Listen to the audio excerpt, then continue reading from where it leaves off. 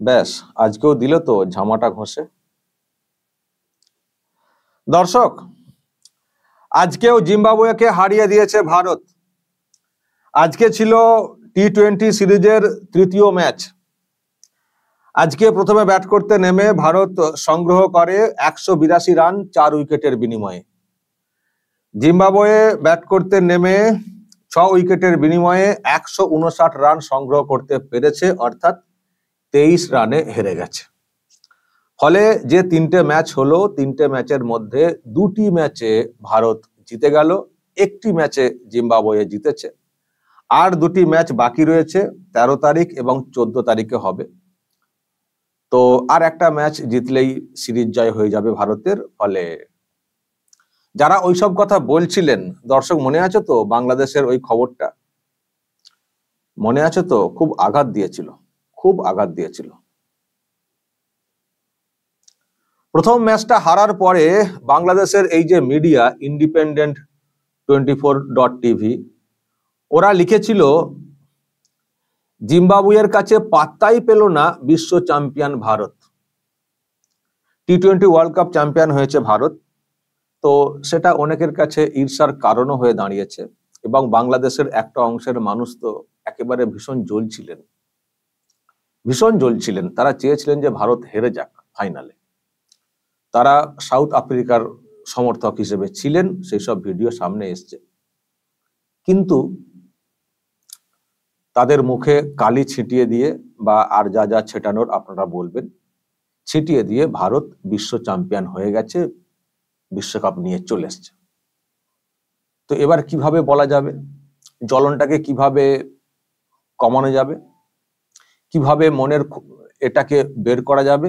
চলো, জিম্বাবুয়ের বিরুদ্ধে ভারত হেরে গেছে, চলো এটা নিয়ে বলতে শুরু করে দিই। আম পাবলিক হয়তো বলেন অনেকে, আর কি আর করার আছে, কিন্তু মিডিয়াতে এই খবর হয়েছিল এইভাবে, জিম্বাবুয়ের কাছে পাত্তাই পেল না বিশ্ব চ্যাম্পিয়ন ভারত। অথচ বিশ্ব চ্যাম্পিয়ন যারা বিশ্বকাপটাকে মানে নিয়ে এসছেন, তারা কিন্তু জিম্বাবুয়েতে এই ম্যাচ খেলছেন না। জিম্বাবুয়েতে যারা খেলছেন তারা একটা নতুন টিম খেলছে। জিম্বাবুয়ে গিল হচ্ছেন অধিনায়ক। তো নতুন একটা টিম খেলছে, যারা বিশ্ব চ্যাম্পিয়ন হয়েছেন তারা তো এসেছে, এমনিতেই পরে এসছেন, এদিকে তারা ছিলেন তো, এবং খুব দ্রুত ওই সিরিজটা চালু হয়ে যায়। ফলে অন্য টিম পাঠানো হয়েছে এবং সেখানে একেবারে ইয়াং ব্রিগেড। তো সেই নতুন টিম খেলছে, তো খেলতে গিয়ে এখন প্রথম ম্যাচটা হেরে গেছে 13 রানে। 115 করেছিল জিম্বাবুয়ে প্রথমে ব্যাট করতে নেমে, আর ভারত 102 পর্যন্ত করতে পেরেছিল। তো করতে পারেনি প্রথম ম্যাচটা। নতুন টিম গেছে, নতুন এলাকা, যা হয় আর কি, একটু সেট হতে হয়তো একটু সমস্যা হয়। তো প্রথম ম্যাচটা হেরে গেছে ওই টিম, কিন্তু নতুন টিম, বিশ্ব চ্যাম্পিয়ন টিম বলা যাবে না। তো সেটাকে নিয়ে বাংলাদেশের মিডিয়া এইরকম সব বলা শুরু করেছিল যে জিম্বাবুয়ের কাছে পাত্তাই পেল না বিশ্ব চ্যাম্পিয়ন ভারত। আরে বিশ্ব চ্যাম্পিয়ন টিমটা তো খেলতে নামেনি, নতুন টিম গেছে, অন্যদেরকে সুযোগ দেওয়া হয়েছে। আর ভারত তো, আমি তো বলবো, যদি ওই 11 জনের টিম করা হয়, কত টিম যে তৈরি করতে পারবে ভারত এই মুহূর্তে ক্রিকেটে। এবং প্রত্যেকটা টিমই বড় বড় টিমকে টেক্কা দেওয়ার মতো টিমটা হবে। আর বাংলাদেশকে তো হারানোর মতো তো অনেক টিম আমাদের দেশে তৈরি করা যাবে। ABCD করে EFZ পর্যন্ত টিম করা যাবে। জেড যে টিমটা হবে সেটাও ভারতকে হারিয়ে দিতে পারে, এরকম স্ট্রেংথ ক্রিকেটে রয়েছে। মানে সেটাও বাংলাদেশকে হারিয়ে দিতে পারে। তো এখন যেটা আমি বলছিলাম, যে একটি মিডিয়া এইভাবে খবর করছে, তারা বলবে না যে ওই টিমটা না, মানে নতুন একটা টিম গিয়ে প্রথম ম্যাচটা এরকম হলো, একটু এইভাবে বলবে না, এইভাবে বলবে জিম্বাবুয়ের কাছে পাত্তাই পেল না বিশ্ব চ্যাম্পিয়ন ভারত। মানে ভারতের বিশ্ব চ্যাম্পিয়ন যে বিষয়টাকে, সেটাকে কতটা ছোট করা হচ্ছে, কতটা খাটো করে দেখানো হচ্ছে, কতটা তাচ্ছিল্য করা হচ্ছে। এবং দর্শক, সব থেকে আমার খারাপ লেগেছিল আরো, যে বাংলার কিছু কিছু মিডিয়াও এই টাইপের খবর করেছিল। তারাও কিন্তু ওটাকে বলতে চাইলো না সেইভাবে, যে নতুন একটা টিম গেছে, প্রথম ম্যাচটা হেরেছে, এখনো 4টে ম্যাচ বাকি রয়েছে, দেখা যাক কি হয়। আর যারা বিশ্ব চ্যাম্পিয়ন তারা তো মানে এমনিতেই পরে এসছেন, তারা তো খেলতে যাননি, নতুন একটা পরীক্ষা চলছে কার্যত বলা যায়।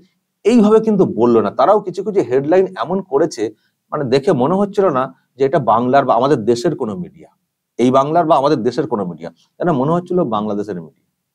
তো সেটা দেখেও খারাপ লেগেছিল। তো আমি বলেছিলাম যে ঠিক আছে, একটা ম্যাচ তো হেরেছে, এখনো তো 4টে ম্যাচ বাকি রয়েছে, বুঝিয়ে দেবে ভারত। তো পরের ম্যাচই একেবারে 13-র বদলে 100 রানে হারিয়েছে।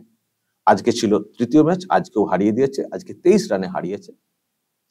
আরো দুটো ম্যাচ রয়েছে, আর জিম্বাবুয়ের যা খেলা দেখছি, ওই দুটো ম্যাচেও জিম্বাবুয়েকে হারানোটা এমন কোনো ব্যাপার নয়। একটা ম্যাচ হতেই পারে খেলাতে এদিক ওদিক, ওখানে খেলা হচ্ছে নতুন জায়গা, হতেই পারে, কিন্তু সেটাকে নিয়ে এমন শুরু হয়ে গেছিল। তো আজকে তো আমি বলবো যে আজকেও কিন্তু একটা জবাব ভারতীয় টিম দিয়ে দিল, পরপর দুটো ম্যাচে জিম্বাবুয়েকে হারিয়ে দিল, আর একটা ম্যাচ জিতলেই সিরিজ জয় হয়ে যাবে। আর তখন কি বলবে বাংলাদেশের এই সব মিডিয়া বা বাংলাদেশের ওই সব লোকজন যারা বিভিন্ন মানে ভাবে ভারতকে ছোট করার চেষ্টা করেন, তারা যে কি বলবে তারপর সেটাও দেখতে হবে। তো দর্শক, এই হচ্ছে ব্যাপার। আমরা যারা ভারতীয়, আমরা সবসময় পাশে থাকি, টিম হারুক বা জিতুক। হারলে তার কারণগুলো খোঁজার চেষ্টা করি, বলার চেষ্টা করি। যারা টিম দেখেন তারাও নিশ্চয়ই সেইগুলো দেখেন, সেখান থেকে আমরা আবার একটা জয়ের রাস্তা দেখতে পাই।